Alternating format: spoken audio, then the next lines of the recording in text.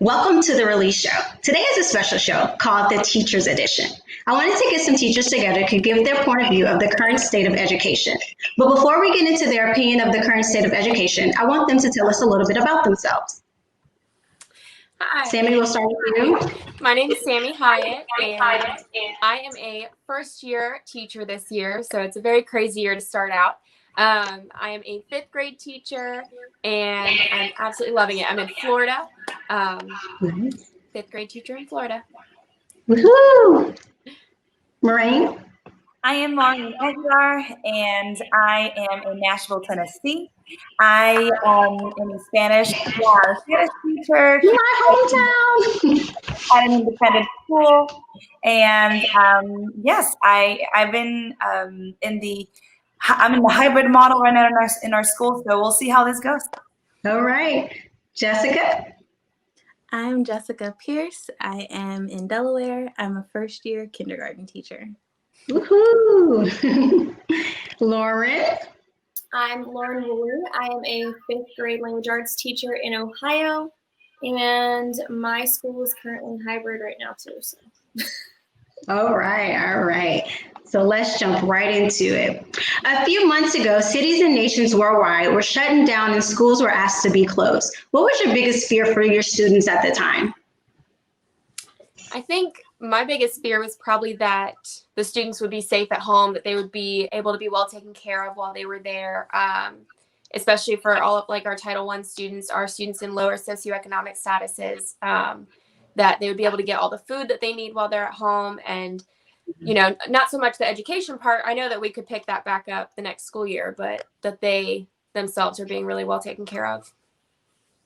Great.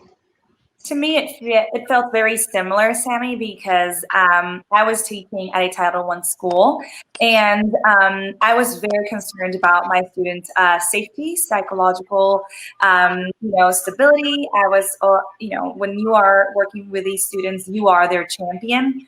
Sometimes you don't have that champion at home. So that was the thing that I feared the most. I would definitely agree with Sammy and Maureen. My biggest concern was definitely the health and well-being of the children, and definitely their safety. I was doing student teaching at the time and was at a Title I school, so making sure that the kids were able to, eat and have access to the things that they needed just to get through day-to-day life was my biggest concern. Great. And obviously, I agree with all three. I think every teacher's biggest concern was just making sure that their students were okay, because this was such an unprecedented thing that happened. We have never, ever experienced anything like this, at least in our lifetime. Yes. So everybody was kind of just running around like chickens with their heads cut off and not knowing what to do. And my biggest fear my biggest concern was not being able to communicate with my students, because a lot of them kind of fell off the face of the earth when we all got kicked out in March. And so I relied really heavily on my guidance counselors, and we have an emotional support counselor. So I was relying on them to do home visits and get back to me and let me know how some of my students were, especially the ones I had that were, the struggling students I know they had a lot of home issues and things like that. So just making sure that they were all okay. Yes, I agree. That is so great. I know, Lauren, you use TikTok, right? So TikTok is one social media platform that has taken the world by storm. You realized that and decided to use the platform to communicate with your students. Can you share with us how you came up with that idea? It was actually started as kind of a little challenge with one of my students. So one of my students was really struggling, and he had mentioned to me that he had 8,000 followers on TikTok or something like that. And I didn't use TikTok at the time, so I was like, whatever, TikTok, I don't care. And so then to try and engage with him, I made it my goal to get more followers than him. So we started fun, making videos, and it was just a fun hobby for me. And my account just grew and grew and grew, and it was very strange. But then I came up with this idea to kind of engage more students And what I do is I pose a question to them, and then they kind of have to do like a little bit of creative writing and come up with like a funny comment to go with the question. And then I choose comments and reenact videos for them. So I got out of it, and that's what really kind of blew up for me. And I just realized, like, you know, TikTok is such a useful resource for teachers, because not only can you engage students through that app, but then there are also hundreds, if not thousands, of amazing teachers on that app that give me ideas on a daily basis. And I honestly, like, TikTok has really changed my life. So, Great. yeah. I love your videos. You are so hilarious. I will watch them and rewatch them because you are just so hilarious. I love it. I love it. And I love I'm it. obviously not afraid to make a fool out of myself on there. So it's for the kids. All right. So many young children are still dealing with the emotional aftermath of the global pandemic. As a teacher, how do you plan to help your kids understand the situation so that they can begin to accept the modern reality and eventually assimilate? Yeah, so I think even during our pre-planning, before we started school, our guidance counselors, our social emotional learning counselors came in and said, you know, let us know if there's anything we can do for your students. We're going to be putting, you know, anything in place that we need to. If any students need to come see us, you know, just send them right to us. And I think my biggest thing, we've been in 2 weeks now in person. And so my biggest thing was, I don't know how long we're going to be in person together. And so I wanted to focus all of this time that I get in person with them to build as much of a community as I can. So that way, if we do have to go virtual, we have that strong foundation. And one thing that they stressed to us also was not focusing on, oh, what did you do this summer with the students? Because like we were talking about before, some of them weren't in safe situations. And that can be, when we think it's just such an innocent question to ask them and like, oh, that's a fun topic to write about, but that it could be pretty triggering and emotional for some students to think back on the past, you know, summer plus since spring break.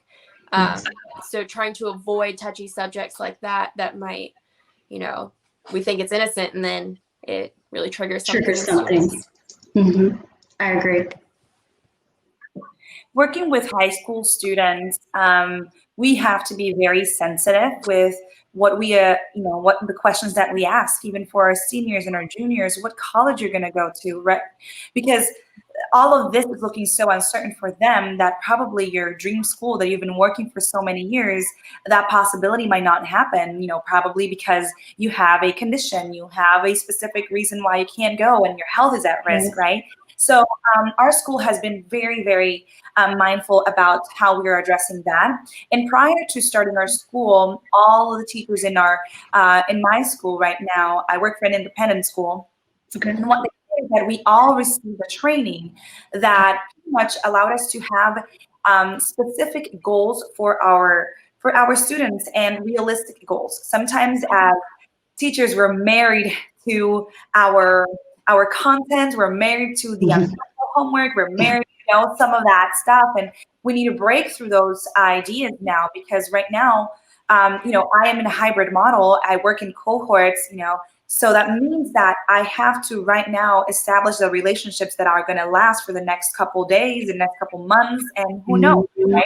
So we are very mindful that prioritizing the content and probably understanding that something will have to give. And right now, the emotional stability of our students is the priority. And asking about summer, asking about college, asking about the future are not the conversations that we want to have. It's good. So for me, we haven't officially started our school year yet. We are doing 2 weeks of preparation for the teachers to kind of get ready. And then we start back on September 8th.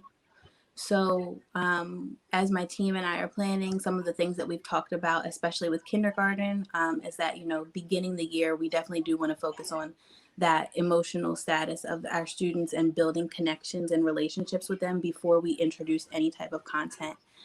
So, some of the things that we have planned are just, more so focused around setting up different activities that we'll be able to do on our Zooms, just to really build that foundation, and get to know our kids, get to know what they need, so that we can be there for them and be that emotional support. One of the things that I found through my teacher Instagram was a book called When Virona the Corona Came to Town. And it's on Amazon, but it's phenomenal for kids because it literally walks them through the pandemic, and it's from a child's perspective. So that's like one of the read alouds that I plan to read within the first week, just to kind of build that connection. And it talks about, if we go back to school, this is what it might look like. You might see me wear a mask. So, little things like that to try to build in. And I actually just mailed out, I called it Happy Mail, but mail to my students that I put in the mail yesterday, just to kind of build that connection with them. I did like a little Bitmoji activity sheet that they can kind of find some things. I feel like we have to start with that, foundation of building the relationship before we can do anything else. Yes, I agree. For me, it's a lot of what you guys are saying is the same as what my district is doing. For me, the first few weeks, if not the first month of school, are pretty much just getting to know your students, getting to know what they've been going through. I teach in a public school, but it's a very small rural district. And so there are only 2 5th grade classes. And the 5th grade classes were obviously the 4th graders that were right across the hall from me last year. So I already kind of knew some of the kids coming in. But the activities that I'm doing are more so like getting them to know me. And also for the kids that are stuck at home, doing virtual learning, I don't want them to feel left out because they're at their home. So some of the ideas that I actually got off TikTok were one, obviously the Bitmoji classroom is really big right now. I made one of those so that my kids at home would still feel like they had like a learning environment they could go to. And then also I have them creating on Google Slides their own locker. So they can decorate their locker with like 10 different items or pictures that represent them as a form of like me getting to know them. And then I made them one for me so they can get to know me a little bit better. But I guess for me, it didn't really dawn on me that, like obviously I knew everyone was going to kind of be on edge coming back the first week because of all the horror stories we've heard from schools around the country, things that have happened. But most of my students were so ecstatic to be back in school and to see their friends and to see their teachers. Yes. And people, because I was one of them. I was the person that was like, no, we should not be going back to school yet. Like things are not much better. We should be at home.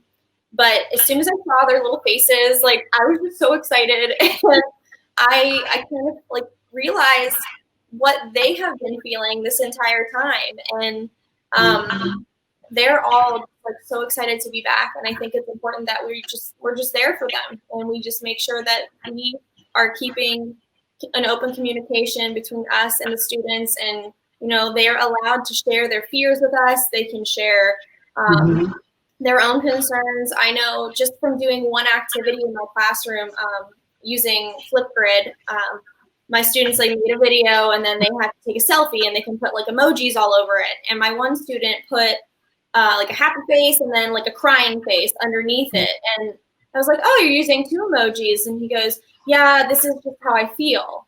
So like that was like even a huge way that I could, help him out and just say like, well, okay, why do you feel that way? And then he said, well, because of everything going on. And then we have a talk about that. And I'm not the kind of person to shy away from taking up class time, having a discussion about something that's important. I mean, obviously their emotions and their well-being is much more important than them learning how to conjugate verbs. Like it's just going to be that way for a while. So I think we have to let go of, that, as Maureen was saying. Yes, I agree. And I love all that you're implementing in your classroom to engage with your students because that is very important right now. I think mental health is on a high right now as well. So you caring and doing all the things that you can to help support them is really appreciated. It really, truly is. And I think that this is hurting them, just for my first grader, whom I'm around while she's doing her work. It sucks because they want to talk to each other so bad. I mean, the kids will unmute themselves when the teacher gets kicked out of the Google Meet class, for technical purposes, and they'll just unmute just to start talking to each other. And I think that they should implement in virtual school a little 10 to 15-minute window for these kids to talk to each other and not just for it to be all about education. I mean, imagine they've been away from their friends since March, and it's so important that they are able to talk to other kids and other people, And I think it sucks because I thought maybe they would have implemented that, at the end of the day, because after PE, they go back at the end of the day for about 10 minutes before school is out. And that would be a perfect time, instead of her doing a read aloud, because she already does that in the beginning, let's go ahead and let these kids kind of talk to each other a little bit, that way they can feel better and know their classmates. I mean, she doesn't know these kids, these are new kids in her first grade class and she doesn't know it. And then for my seventh grader, it's hard for them too. They're older, they want to talk to each other, they can't chat, it's just, it's really hurting them in a big way. And we really don't see that now, but hopefully we can get back to the classroom and it's safe to get back to the classroom. So thank you for your input on that. I think that's a fantastic idea, actually. Like, I wouldn't have even thought of that. I mean, I think from a teacher's perspective, we are just so overloaded with so many things that have to get done throughout the day that sometimes, that might not be in the back of our mind of, why don't we just talk for 15 minutes? And I think that'd be a great idea if you brought that up to your daughter's teacher. I mean, I'm sure she would be open to, making some kind of time for that. That'd be great. Yes, I'll be sure to send her an email on Class Dojo because I really think it will help them. I honestly really do. All right. Now that schools are opening and classroom teaching will begin, what are those things you think will be challenging to deal with in terms of keeping the safety rules? So, like I said, we've been open for 2 weeks.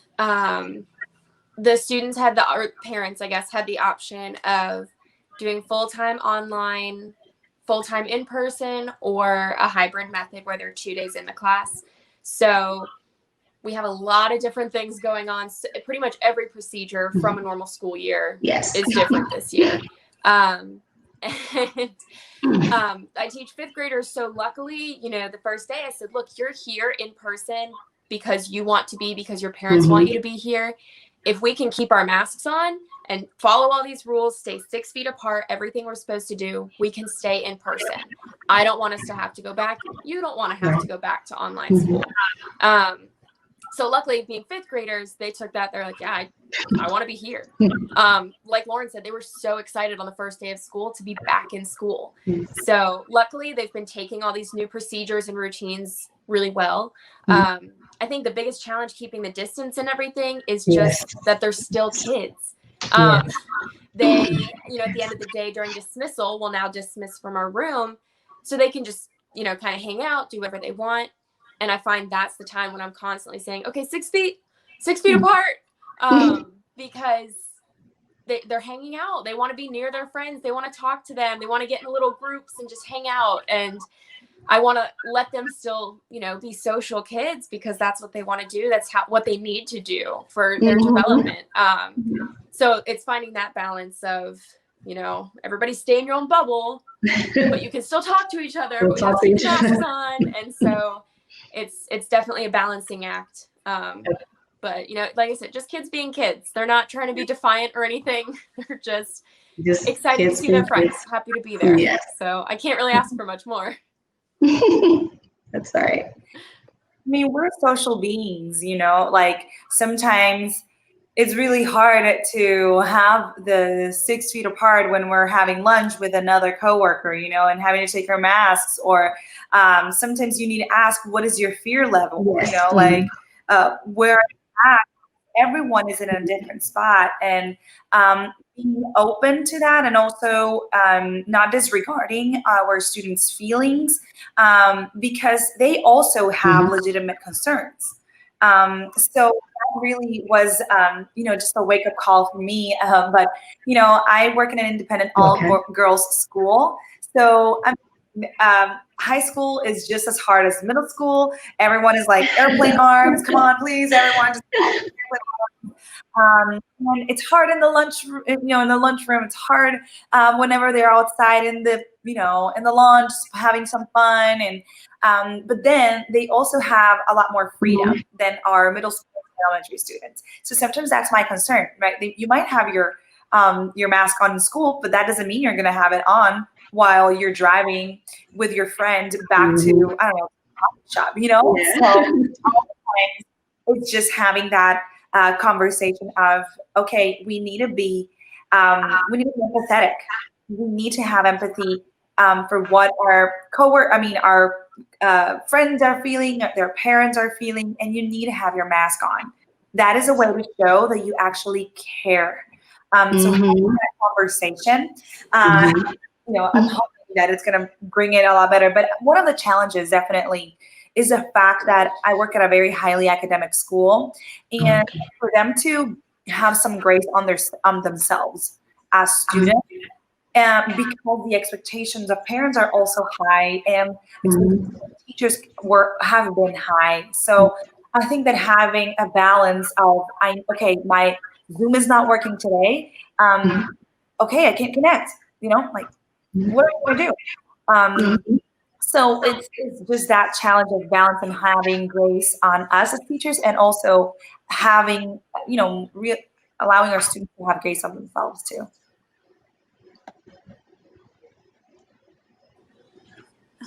So luckily for me, we're starting off virtually, at least for 6 weeks, and then they'll reevaluate the situation. But being in kindergarten, that's totally going to be a challenge, and it's definitely something that I've thought about. We're going to have to get creative on how we space out the kids, and then just even with the constant reminders, because they are so little. And they don't quite understand, and they want to be in each other's faces and touch each other, and they're probably going to like their friend's mask better. And there's so many things to take into consideration. And I think that our state has thought about all of that, and definitely our district, when they made the calls that they made, because it's just right now, I feel like that's a huge challenge for such a young age group.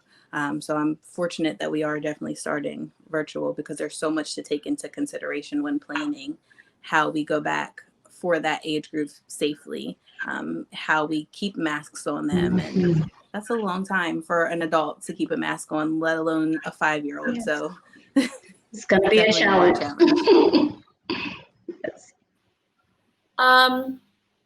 I'm not gonna lie, I was honestly very impressed with my 5th graders. This was our first week of school, like I said. My school started out hybrid so that we could get accurate numbers as to how many students were gonna be in each classroom full time, and how many students were gonna be working remotely from home, so we could plan accordingly and distance everyone. I have, in my homeroom, I have 18 students, and I will only have 12 in my classroom, so we have enough space to socially distance. I did not have to tell a single child to put their mask back on. I didn't have to tell them to wear it correctly. They knew. And that was the first thing I said when they came each first day, was we had a discussion about everything going on in the world and why we have to do the things we have to do in school in order to stay in school. And they all completely agreed. They were like, "Yup, I'm not taking this mask off my face. I'm not." And then they laugh at me, but now they know. We do hand sanitizer checks where they'll just come to their desk and sit their hands out like this, and I just walk around and spray everyone's hands, and they know we're gonna wash our hands every so many minutes or whatever. And they are getting into the routines, and so it's not so much of an unfamiliar task for them now. But my district, I was part of the planning committee for reopening the school and we had a lot of heated debates about what needed to happen and what should be done, and everyone has differing opinions. So in the long run, I think they made the right choice. They offered both remote and in person. We started off hybrid just so that people weren't overwhelmed and we were able to get accurate numbers of kids. But I'd say the hardest part is, again, the distancing, because they are kids and in the hallway, they're pretty good at it. And it's just basically recess, because they're not allowed to play on the playground. They're not allowed to use playground equipment or like any kind of like basketballs or anything. So when we go outside, they're like, what can we do? I'm like, you can run around, like race. You can play 6 foot away tag. Like, so we have to get creative with recess games, but they're all good sports, and they've been really amazing with everything that they've been able to show us they're responsible for. That's great. That's great. It's no news that this year has been hectic for many teachers across the world. Can you tell us how you prepare for the school year opposed to the past years?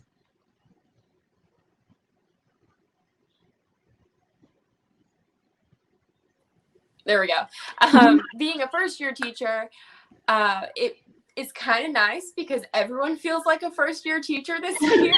So, you know, I'm not the only one that's really confused a lot of the time.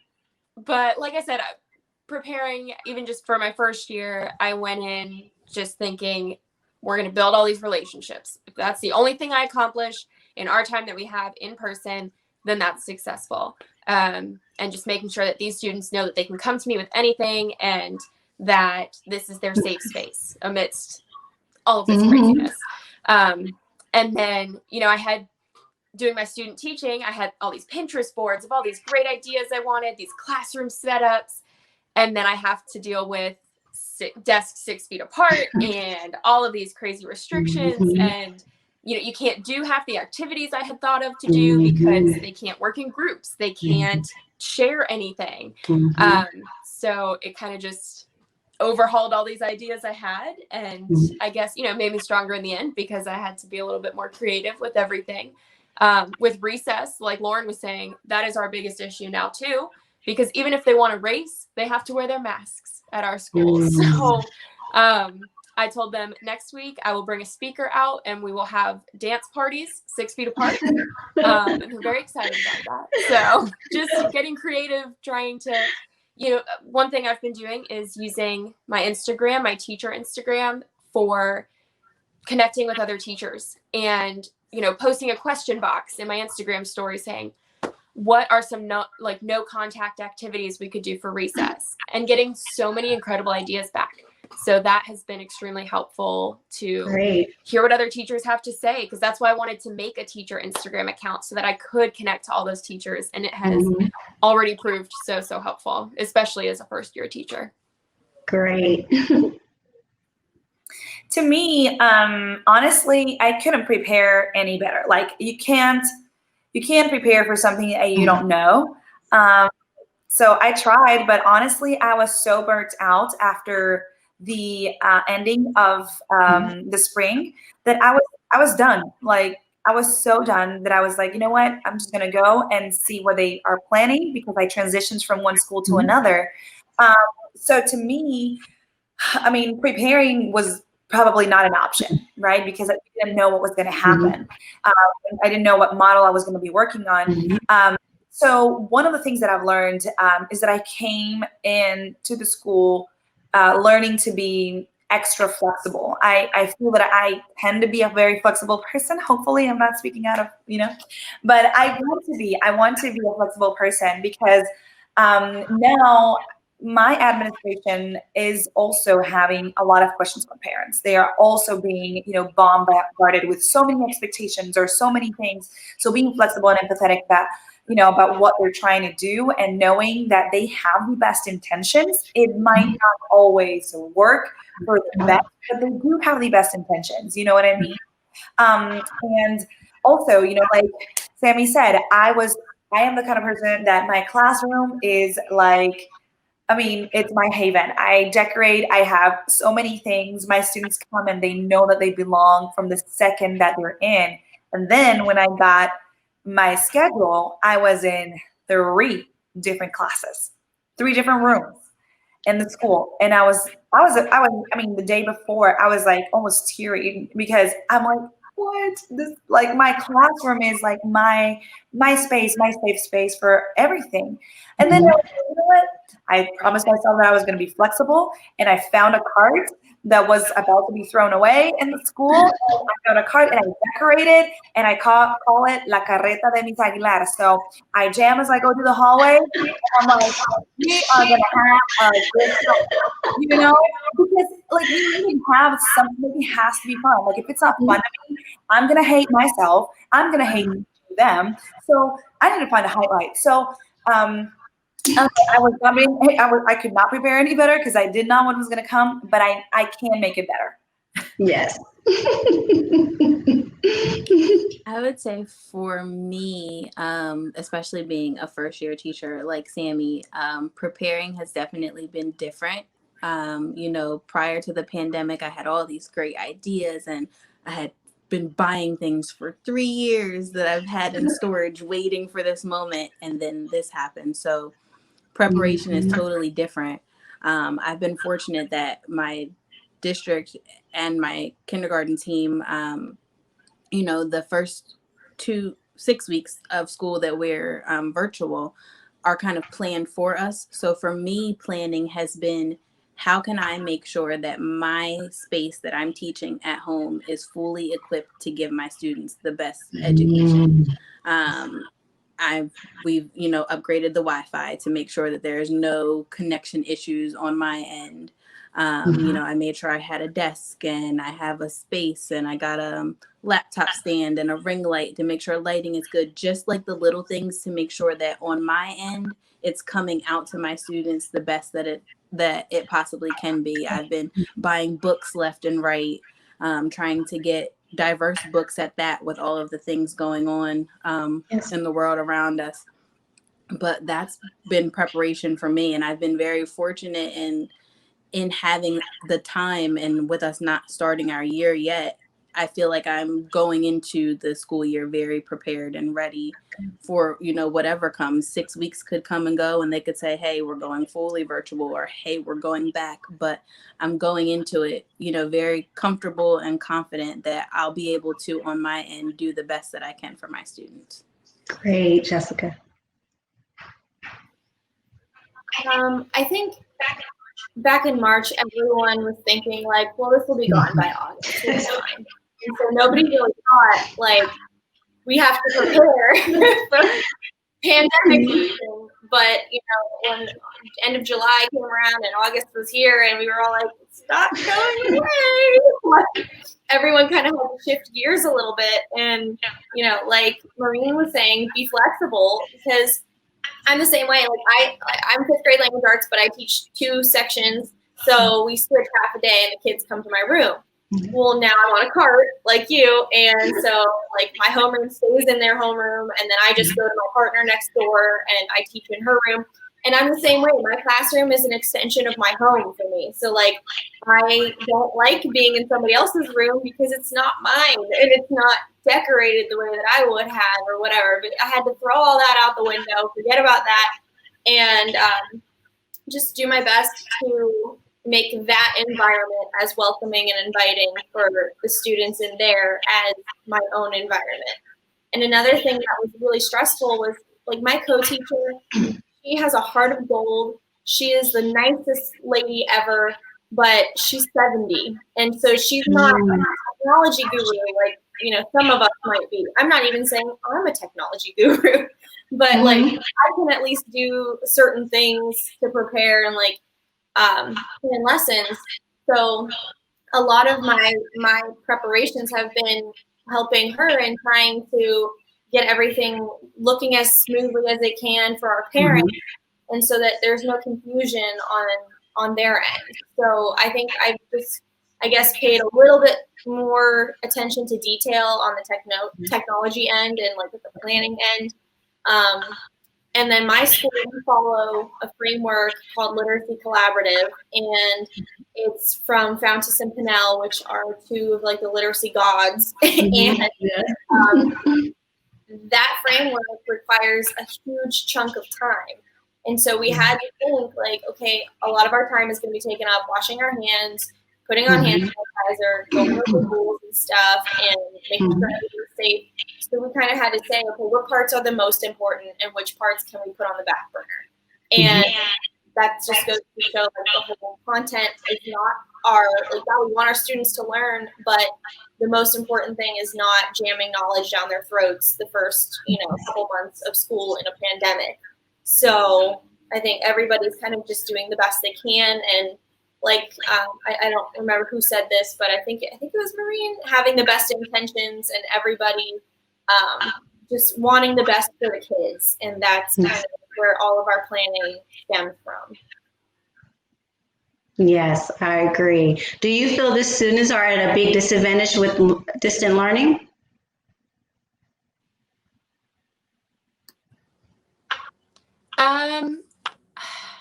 I think they'll be at a disadvantage socially. Like you said, the students want to talk to each other. They need to talk to each other. And so if the model continues the way it is, where they don't have the opportunity to do that, then I think that would be a disadvantage for them. However, there are ways that you can get around that. You can give them that time to chat with each other. Even sending them into breakout teams, into groups is kind of a nice part of doing the virtual online stuff, because I can't do group projects in person because they're not allowed to be that close to each other. But you could do that online. So there are some advantages and other disadvantages. I don't think there's any one foolproof solution to any of this for kids going back to school. There's pros and cons to both. And definitely depends on the county itself, how many cases are in the county, the region, the state, all of that. So, advantages, disadvantages to both.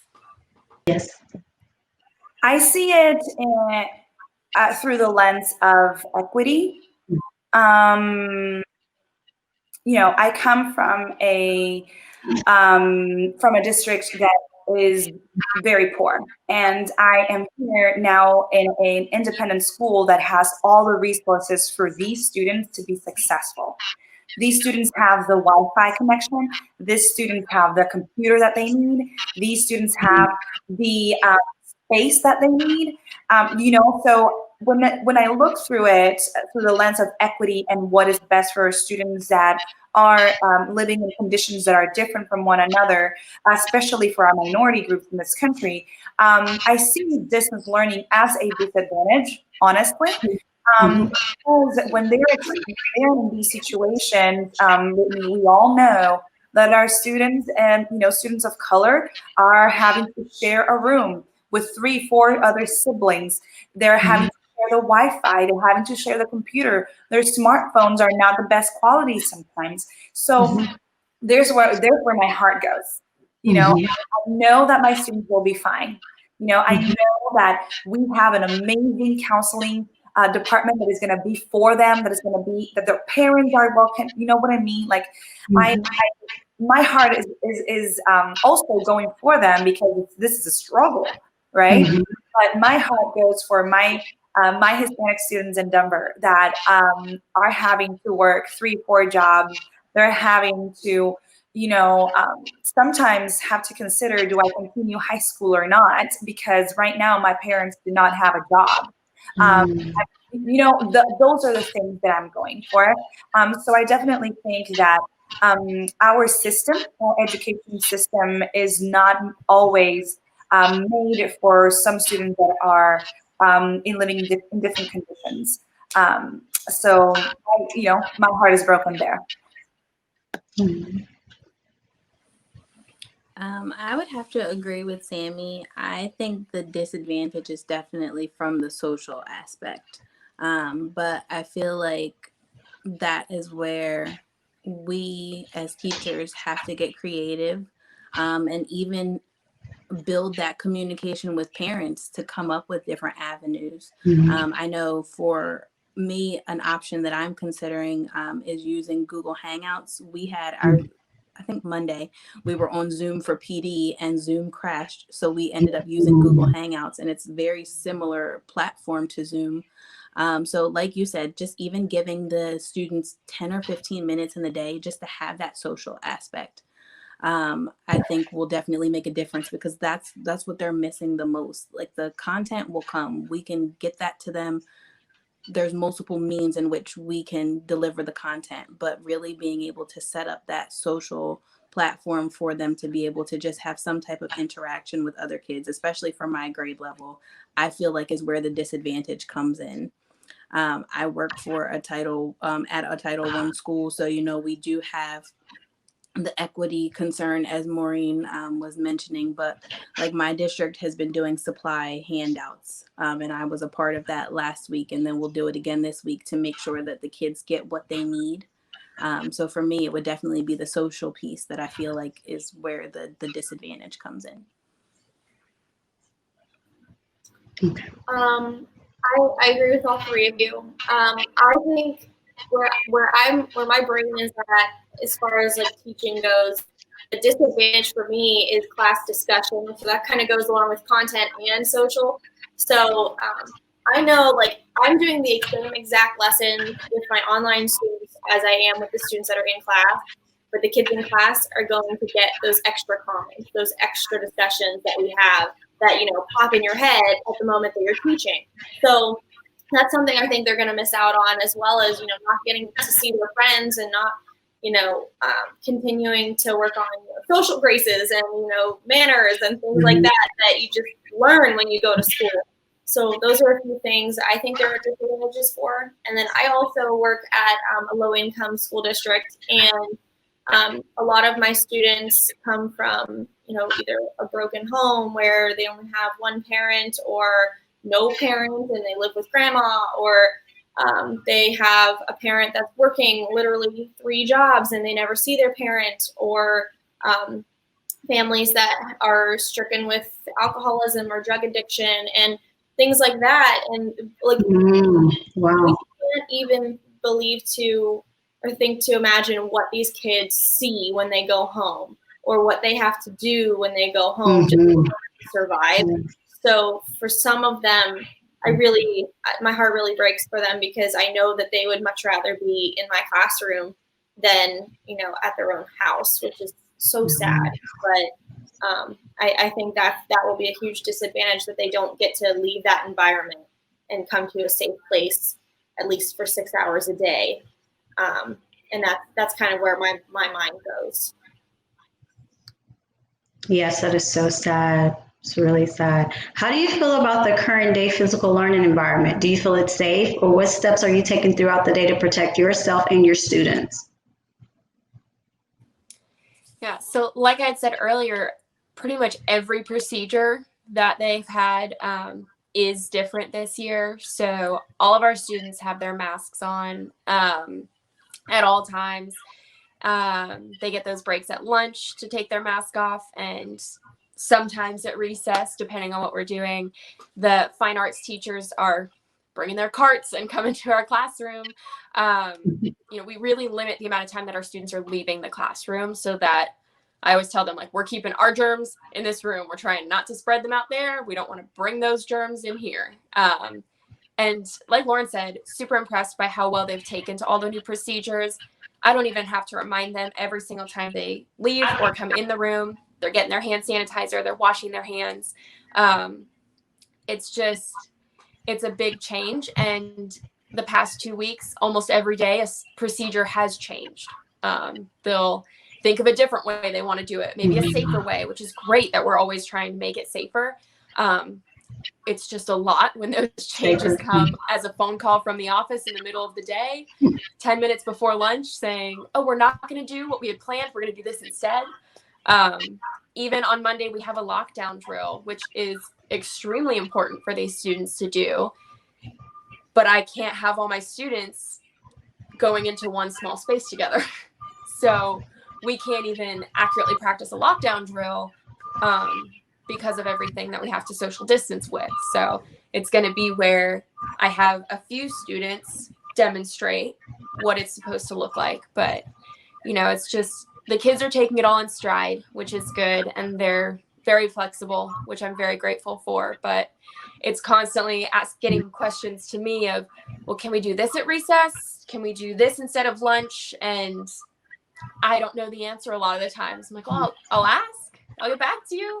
And then I might get different answers from different people. So, everyone's just trying to work through it all together. And our principals do a really fantastic job. Even for our 2 weeks of pre-planning, every single time he talked to us, he emphasized how much everything we do is going to be safe. He said, I don't want to close this school because someone has COVID. I want to do everything that we possibly can so that doesn't happen. And so every single decision that we make, he has us look through the lens of, is this safe? Any question we have, is that safe? If not, how can you make it safe? And then you can do that. So, he's doing a fantastic job, and the school has been thriving so far. The past 4 weeks we've been open. So hopefully that will continue to work as well as it has been, so that we can stay in school. Our school is doing several procedures that have changed. Like Sammy said, our first day of hybrid learning, what they did is that they divided, say I have 4 sections of three Spanish sections of 3 Spanish, 3 honors sections, and then I have 1 Spanish 4. What they did is that they divided these groups into in half, right? So each class can only hold a certain amount of students that are obviously, secure and all that stuff. So what they do is that after every class, everyone wipes their desk, everyone wipes everything, and also working in the cohort model. We have day 1 up to day 6 because we're going to give it a try up to Labor Day. So what they do is that we have cohort green and cohort gray, where they have divided the student body in 2 groups, rather than having the whole entire student body at the same time. They divide it as a synchronous day and a synchronous day that allows students to take some classes online and do some work as well. So that is one of the things that they're doing some of those procedures. Also, they have rerouted how students can come in and out of the campus. So that is very good as well. Everyone is lost, because you're still trying to figure out which way you can go in. This door you used to be able to go in, but you can't. Now it's only an exit. So that allows the traffic flow is a lot better. Definitely masks on at all times. And I think that, again, our administration and leadership, our school is trying to do their best, because we are all hired because we're valuable people, and we also make their schools great. We make their schools what they are. So I think that they're trying to do their best. I think that it will all come down to, it is a virus. We are living in times of a pandemic. So, we'll see what is best, but we're humans, and all of these things are going to happen, So I hope that we're able to stay open as much as possible. It is draining. It is very draining, a lot of work for us as teachers. We need to think about all of these other things. But I think that our schools are trying to do their best. So with me being virtual, there aren't really any procedures that we're following right now because we're all home. But I do know that there are plans in place that have already been in place. Luckily, I'm a part of a district that's been planning all summer. So when we get the word that we're going back into the building, there are plans, and those plans will be communicated to the teachers in enough time that we'll be able to transition smoothly into the next step of the school year.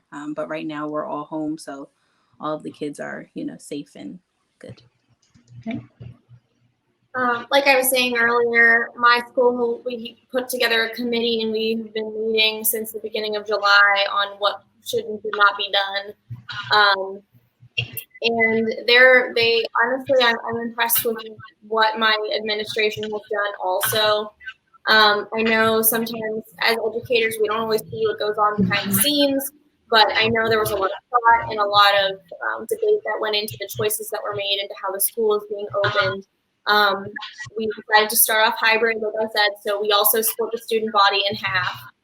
So our homerooms are split like alphabetically. A through J came on Monday and Wednesday, and then the rest came Tuesday, Thursday, and then we were all off on Friday.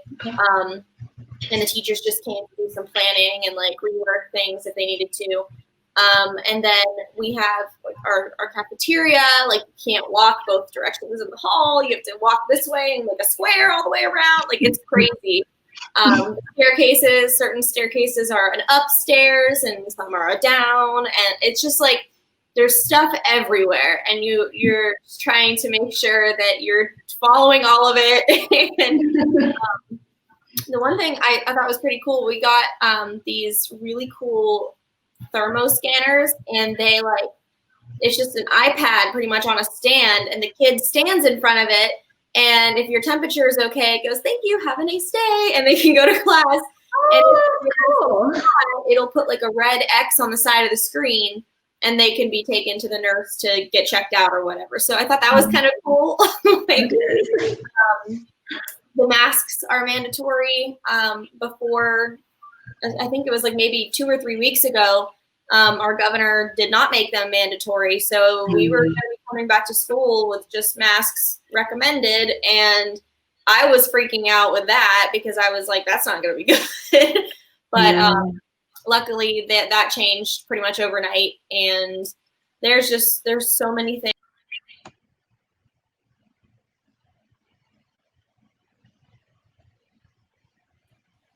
Uh-oh. I don't know what happened. But yeah, those are some of the things that we've done so that everyone can come back safely. that's great. That's great. I'm happy that they changed from recommending masks to mandatory. That's a big no not to have a mask on. Do you feel like you have all the tools to teach, or are there any roadblocks that you think are currently stopping you from being able to do what you need to do to teach these kids? Fortunately, at my school, I feel like I definitely have the tools that I need to teach the students. We're trying to use our online platform that the e-learners are using in the classroom as much as we can, so that in the case that we do have to go back virtual, those students won't have forgotten everything that they knew about the online platform. So say it's a short little quiz just to check their understanding at the end of a lesson. We'll do that on their computers, which is great. Our numbers in the school are much lower because we have so many online students. So I only have 11 students in my class full-time, which usually I would only have half a class set of laptops for my students. But because I only have really half a class, it ends up being a full set. So everything kind of works because we have such small class sizes. We have enough supplies for all of them. We have all those resources. Each of my students have a little fabric 12 by 12 bin next to their seat, and they have all of their supplies. They're pretty much overflowing at this point. They have all their textbooks, their whiteboard, their clipboard, everything they need. And then they also have a little drawer in their desk. So we're really limiting sharing of anything. So they all have all their individual supplies. They don't even have to, go to a bookshelf to all get their textbooks. It is all right there for them. So that way we're really trying to limit any extra movement, any extra close proximity that they might have. But yeah, luckily I feel very supported by the school and my team as well. I have a really, really great 5th grade team that I work with that has really helped lead me through all of this and is just extremely helpful. That's very important. Yeah. Support. Likewise, I am very lucky. I work at an institution where they made a big investment. They installed cameras for our remote students. They installed microphones. They installed special speakers.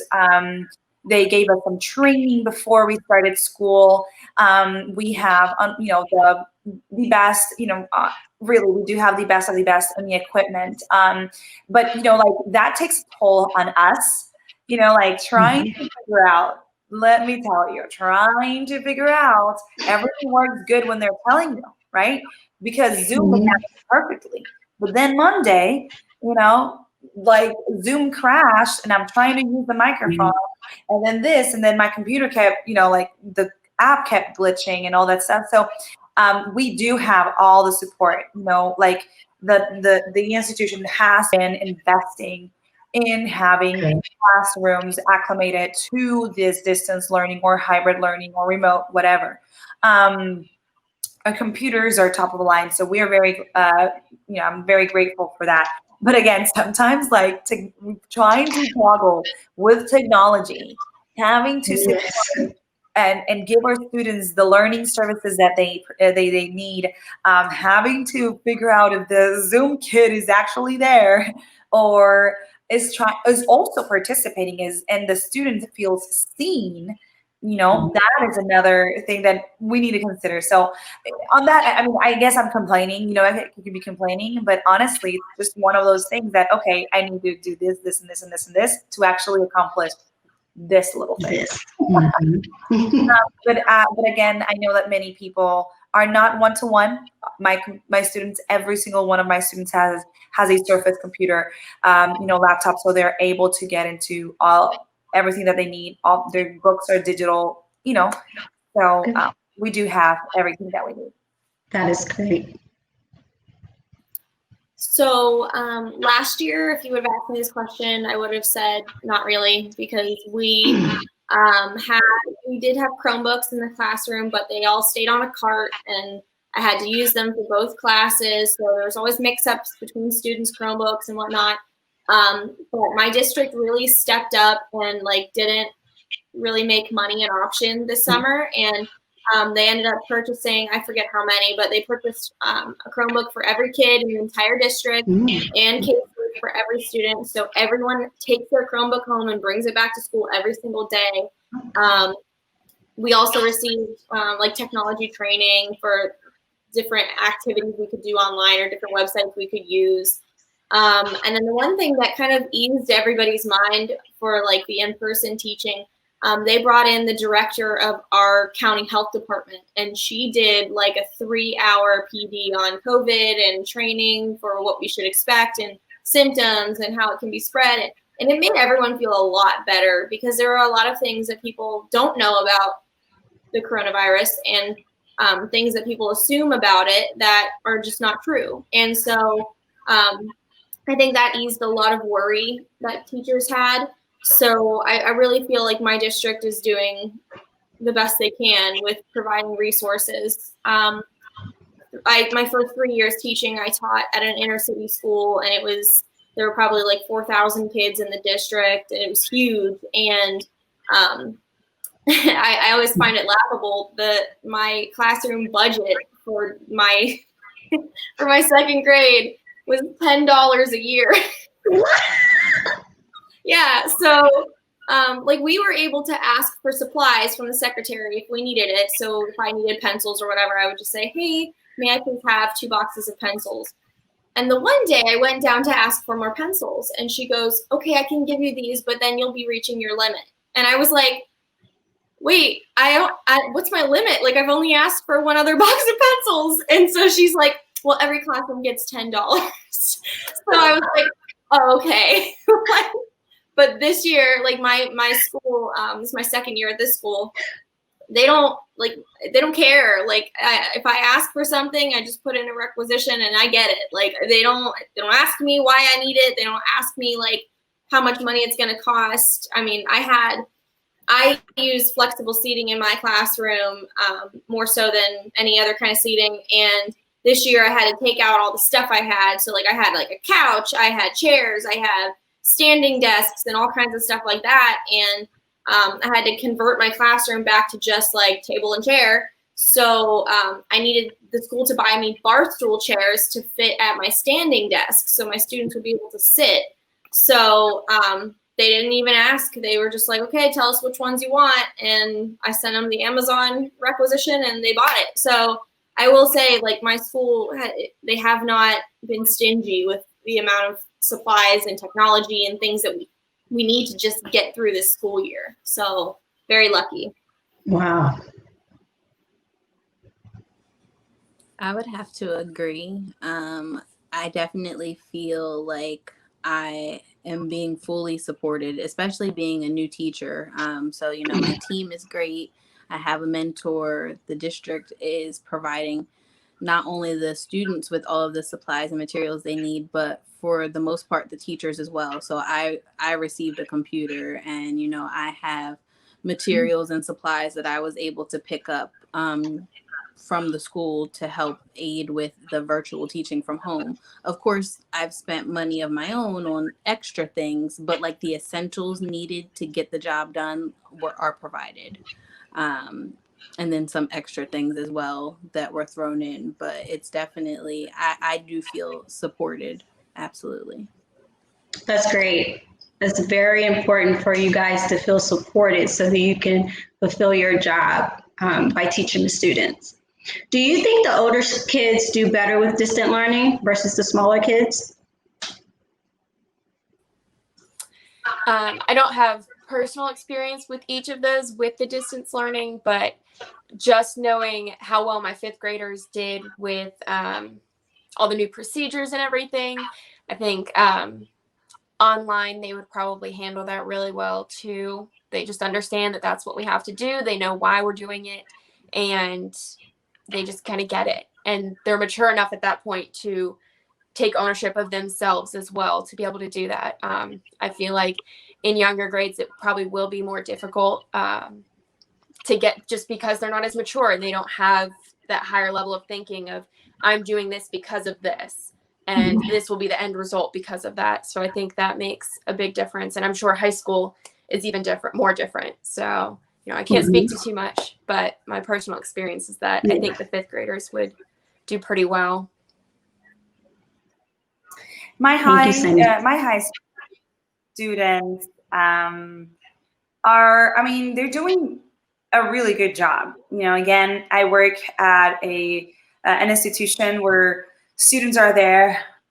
I mean, they're there to study. They're there to go to school. They're focused and they're trying their best. And they also kind of miss the rigorous style of teaching. They kind of they sometimes tell me, like, Senora Aguilar, I feel that that we need a little more homework. And I'm like, we're going to go little by little, because I need to get a little by little, but also for them, you know, they have all these other classes that the teachers are just, you know, giving them a little bit of content. But once we have a defined model for what's going to look like for the fall, I mean, you're going to get the rage of me. So don't wait, you know. So I think that there is a balance with high schoolers. I have a cousin that just started middle school, and she is so disciplined.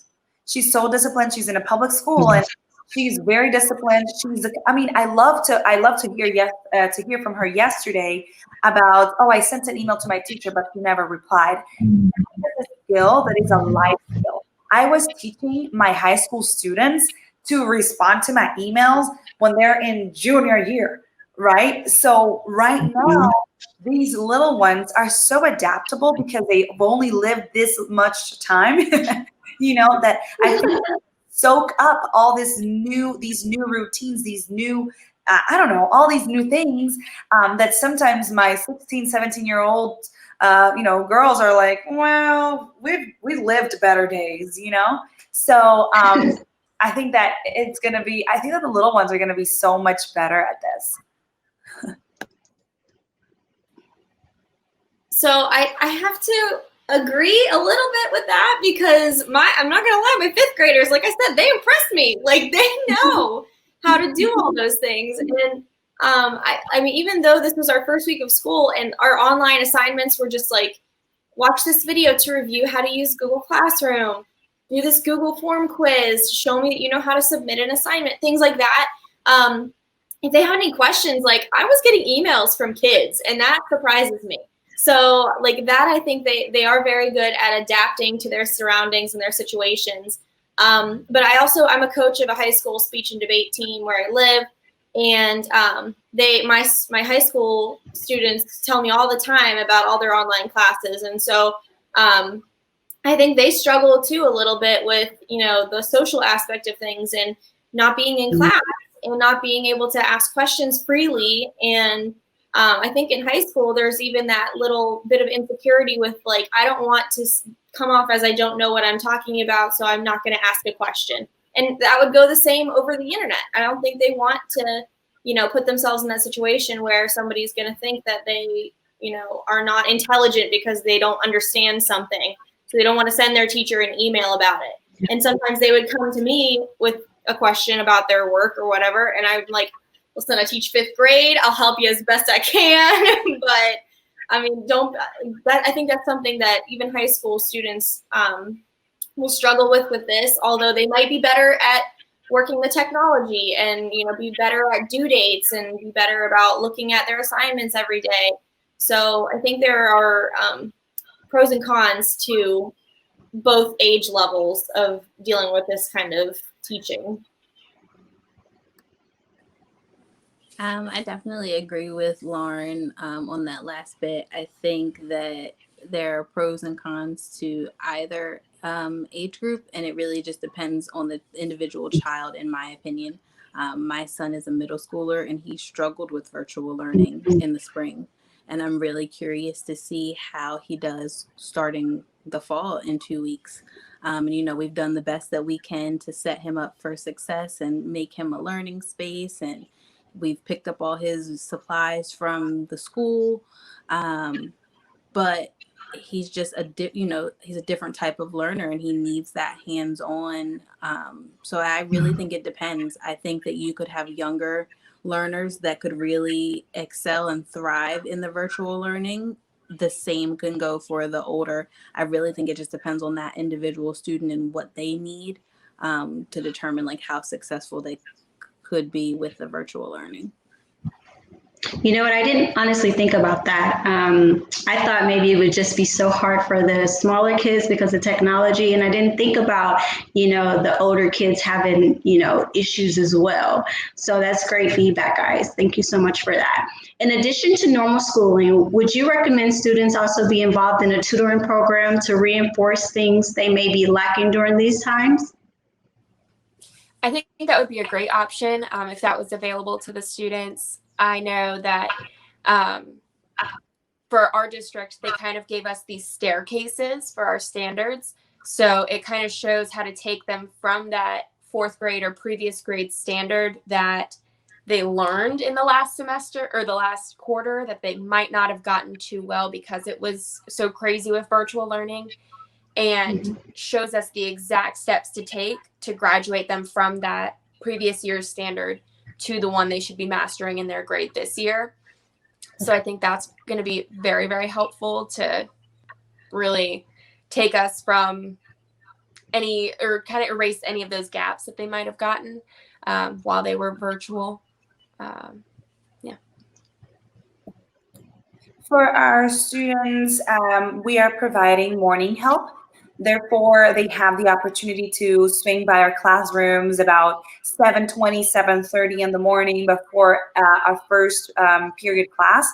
So I think that is very helpful. A lot of students that receive tutoring actually have the opportunity to bring these doubts to the tutor, get them straightened up, and then they can move at a faster pace. But at the same time, I think that with the morning help, it has definitely been a support for a lot of the students.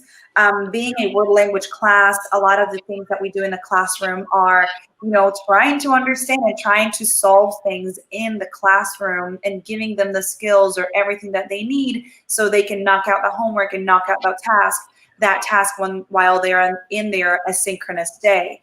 So definitely tutoring is an option, and absolutely they move at a faster pace.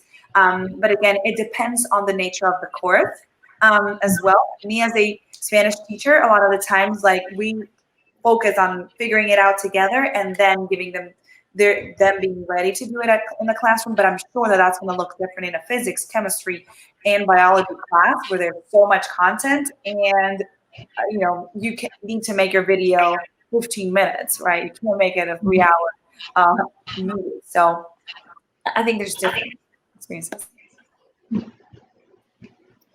I think that any student would benefit from like one-on-one attention. Obviously, I'm already thinking about the amazing things I can do just by having only 12 kids in my classroom this year instead of 28. Mhm. So I think definitely tutoring could help.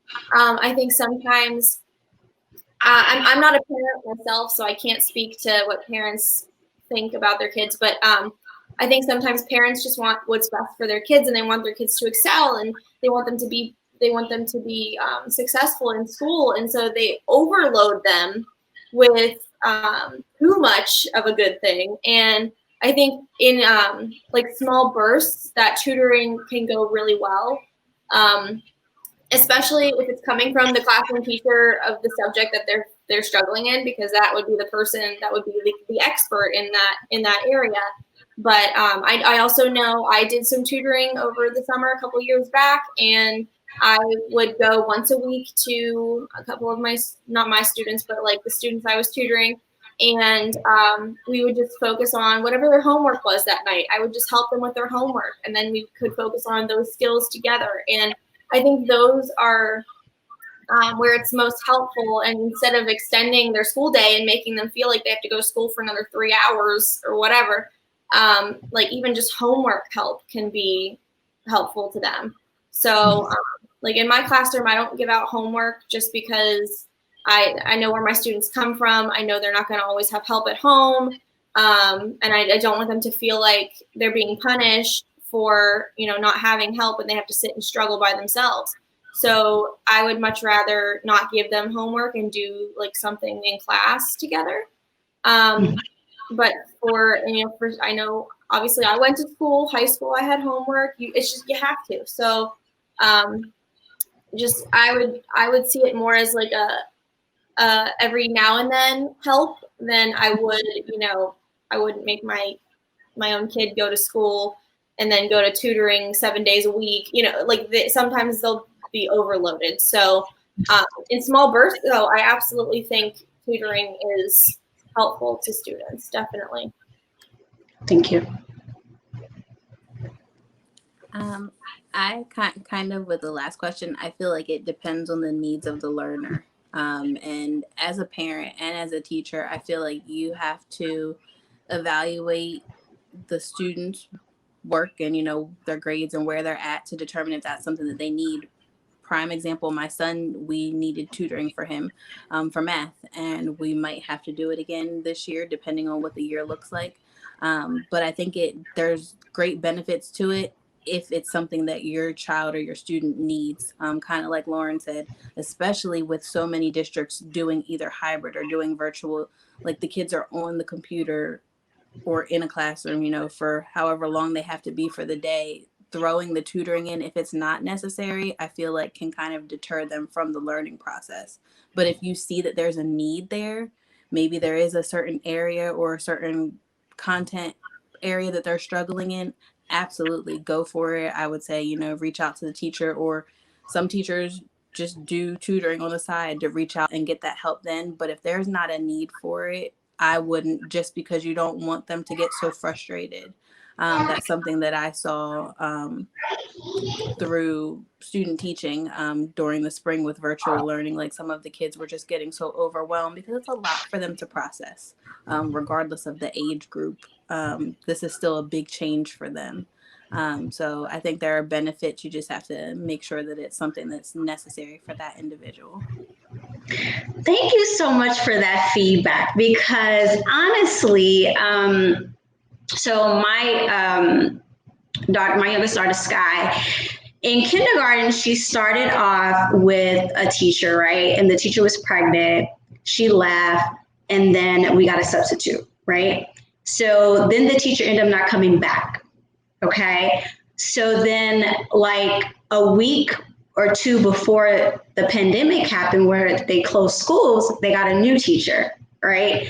And so I was so frustrated as a parent with all these different teachers for the kindergarten class that I said to myself, I had to get her help over the summer. Even though I knew she was smart and she knew her stuff, I just didn't want her to lack. I actually wanted her to be actually above her grade level. You know, honestly, as a parent, I wanted her to be advanced, you know? So that's when I decided to get her into intellectual learning. And so she has this one-on-one tutor that taught her 4 times a week for an hour. And they did spelling, phonics, reading, and math. Okay. And so now she's currently at a 2nd grade level for math, and she's in her grade level for reading. And then my 7th grader, she was struggling a little bit in math. She was in advanced math. Last year, she was struggling a little bit in 6th grade. So we got her math tutor. They don't have the same tutor. And she's been doing great. And the tutor has told us that she's doing an amazing job. So I do get where you're saying you don't want to bombard them, because I do think my little one is starting to get irritated because she still does the 4 times a week for an hour.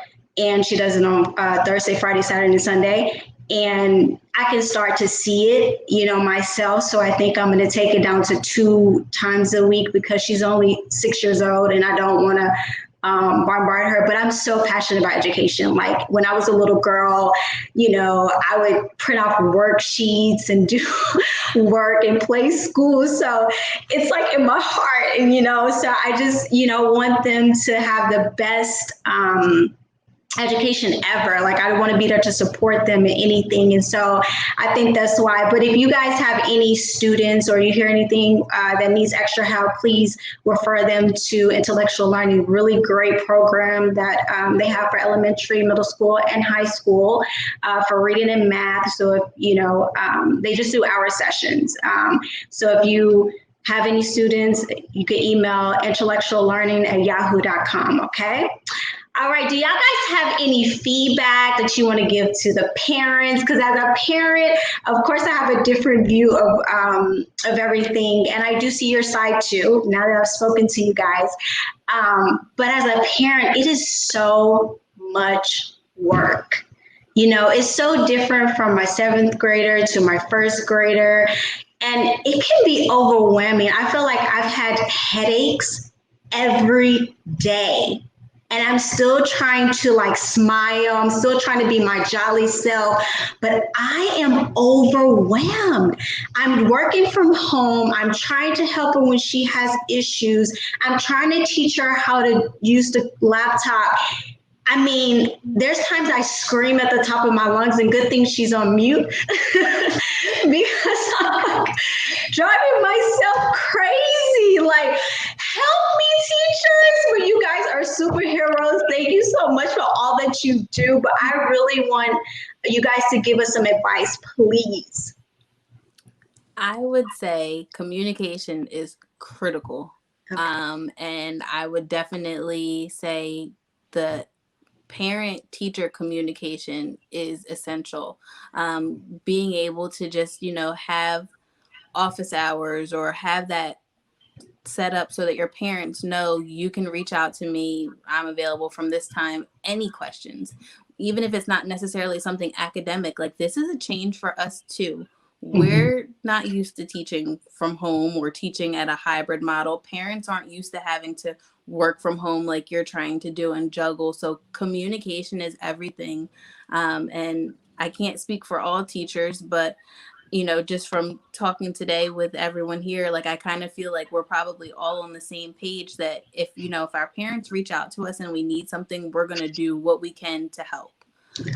But you got to have that communication because, you know, at the same time, we also don't know if you don't communicate. But I feel like if you can set that communication with your parents and with your families, that teacher-parent communication is definitely going to be what's going to make everyone successful.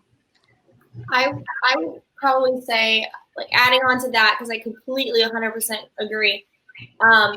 Also, just know that your teacher is trying their very best, and try not to, like, not you personally, but try not to, like, jump down their throats, because we had a lot of that going on in the spring and I don't think people realize, like, teachers were literally thrown out in a day and told to change their entire classroom to go on the computer. And especially, I know a lot of high schools already used Google Classroom and things like that, but elementary schools were like, Google Classroom, what? Like, what do we do? So I think for some parents, like, they were getting frustrated with us, but we were like, listen, we're on the same team here. Like, I am frustrated too. And having that communication with your teacher and just saying, like, hey, listen, this isn't working. Like, what can we do to fix this? And then that's what I pride myself on being very reflective of my own teaching practices and my own communication with my parents. And if someone brings something to me and says, listen, like, this is, like, I know you thought this would be good, but this is terrible and we hate it. Like, then I'll be like, thank you for telling me. Let me figure it out, because that's what we do. We are flexible, and we need you guys to tell us that so that we can, make it better for everybody. Thank you. Have mercy on us, parents. Have mercy on us. This is exhausting. For me, my students are, we're giving our students a sense of normality. We're trying to give the best of us, but we're doing this show twice. Okay, like, this is like watching. Just think of a soccer player playing that 90-minute game twice. That is what I'm living. And the second that we go, say distance learning, if we have to go all to our homes and do it there, I really hope that parents are also open-minded and know that we also have lives and we have personal, we're human beings, and I'm not a robot. I might be perfect as a robot, but not quite. Like, that is so important to me. I want our parents to have grace on us. Also, to be mindful that my instruction, say in distance learning, probably is not going to be the same as what I'm giving your child when he or she is face to face with me. I will have to adapt to learning, to exerting my energy so you can feel it, right? So probably, I've had some teacher friends that they said that their parents, their students' parents made comments, oh man, that's what you're learning? Like, are you kidding me? That teacher is boring. Those little comments, they hurt the student-teacher relationship. They hurt you as a whole. So again, just have mercy on us. We're also, sorry, my dog is like going crazy here. She's like having the time of her life. But that is just so important, and that's in my heart. Flexibility, and parents, have mercy on us. This is hard. And I think everything everyone else said, but also to realize that we don't expect the parents to be teachers. I think parents are putting so much pressure on themselves right now. Everybody's putting so much pressure on themselves right now, but parents are putting that pressure on themselves, like, well, now they're at home with me, and almost feeling like they need to be the teacher now. How am I supposed to know all of this stuff to teach them? How am I supposed to help them? But just realizing that that's not your job as a parent, and kind of like taking that weight off your shoulders of, that's the teacher's job. That's why we're here. Just because they're not seeing us in person does not mean that we're not their teacher anymore. And, like we were saying with the tutoring, if you think that they're still lacking and they need some extra support, don't try to take that on yourself. Get a tutor, get someone else to help out. There's so many other options to where parents won't be exerting themselves trying to play so many different roles as a student's teacher. And, we're not expecting that of parents. We want to do the best thing for the students. And if there are any questions about the content, have the student reach out, or the parents can reach out to the teacher rather than the parent trying to overcompensate and teach themselves the concept so that they can then help the student with it. It's our job. So we're there for the students when they need us, and for the parents. And even if it's something about, my student is having trouble focusing, even if it's not just on the content that they're learning, if it's about the child themselves, because we get to know those students very well when we're teaching them, feel free to reach out, because that's something that we might have some insight on, or maybe it's something that, I've experienced that in the classroom with the student where they have trouble focusing. Here's some things that you can do. All sorts of stuff like that is what we're trained in, and that's what we do. And so to try to not put too much pressure on yourself as a parent, just be their support system. That support is going to be huge. Be their cheerleader, and really checking in with their mental and emotional state. That is something great that parents can do, is every single day asking them, how are you feeling? How is school going? And don't just accept if they just say, oh, it's good. Oh, fine. Really try to dig deeper, maybe every night at dinner, and saying, how was it? What did you do today in school? I know every night at dinner, in my family, my dad would make me and my brother say, tell me one thing you learned today. And he wouldn't just accept anything. It had to be something we actually learned that day. My brother would always say, we reviewed. You can't review every day. And so even just something like that is a great way for parents to get connected with their students' learning that they're doing without trying to overexert themselves. And it's kind of a nice little comprehension check for them too. Like, are you paying attention to your online school? Sometimes it can be hard to tell. So I think that would be a good way to kind of connect with your kids in some way about what they're doing in school. Great. And I personally have a great relationship with my first grader teacher. I wanted to make that a priority this year to build that great relationship. So I've been like her technology person in the background. Like, so like if the kids can't hear or that kind of stuff, like texting her on Dojo, they can't hear you, and she's playing a video. I'm like, it just sounds like chipmunks, so I try to help her, and she, thanks me all the time. And I tell her she's doing an incredible job. And, no matter what, I'm here to support you in any way I can. And, I got some things off of her Amazon list to help her at home. She needed a microphone, a laptop stand, and I was able to, get that for her to help her make her life better at home. Because I understand you guys are going through a lot, and I personally appreciate you, all of you teachers around the world, for all of your hard work. Just all that you do. And I know sometimes you don't get appreciated the way you should, but I truly appreciate you guys for coming on the show. You guys are superheroes. Continue to live out your passion and teach these kids, and just,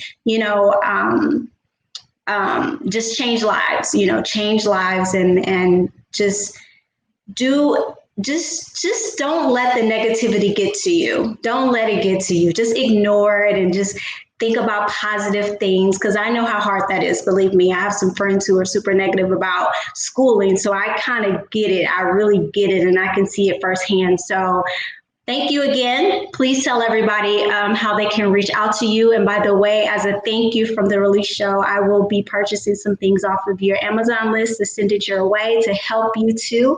So thank you so much, and let everybody know how they can contact you. Thank you. That is incredibly sweet of you. Thank you so much. You can reach out to me on Instagram. My teacher Instagram is @Sammy'sStudents, and it's right down there. That's the best way to reach out to me. I just started it recently, since I am a first-year teacher, and so it's been a great community for me, and it kind of gets me a place to share with everyone else what's going on in my classroom, which is really fun as a first-year teacher. So definitely reach out. Thank you guys so much. And thank you for having me on the show. It's been so much fun. You're welcome. Thank you.